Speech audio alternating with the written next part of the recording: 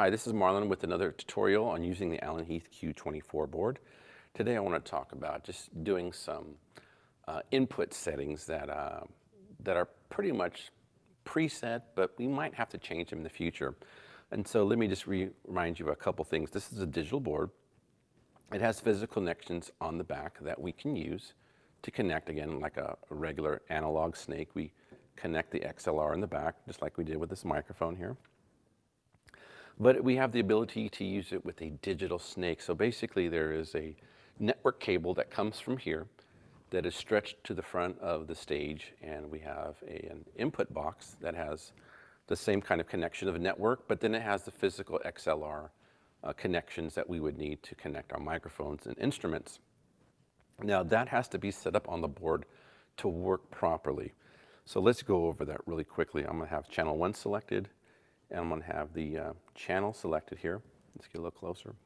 If I hit function, you're going to get a little matrix of all the inputs on this board. You'll notice that some are colored yellow and some are colored red.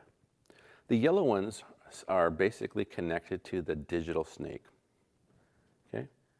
And the red ones are connected physically to the board here.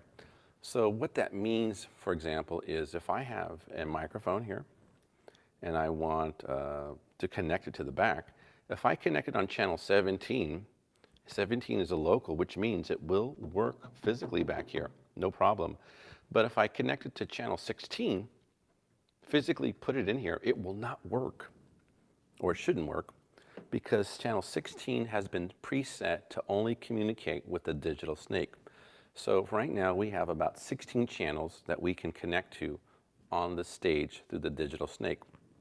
Now we can set up more. For example, you know, we have a great band and so much going on, and we need an extra input on the stage. We're going to hit channel 17, 18, 19. We're going to add 4 channels, and I'm going to simply bump them to the digital snake, which means 17, 18, 19, 20 are no longer physically available to connect to the back of the mixer. They must be connected via the digital snake.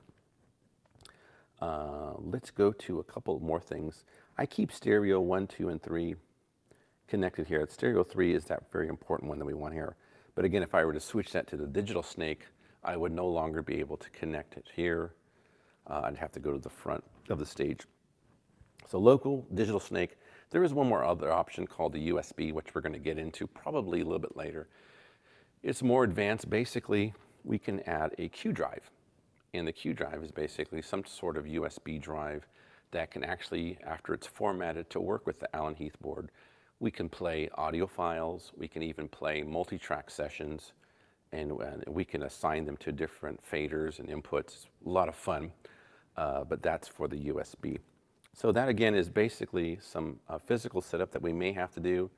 And so if you are needing more channels on the stage than the 16 ones we've already set up, you'll have to connect them, correctly patch them if you will, to the proper inputs, either the digital snake at the front or locally.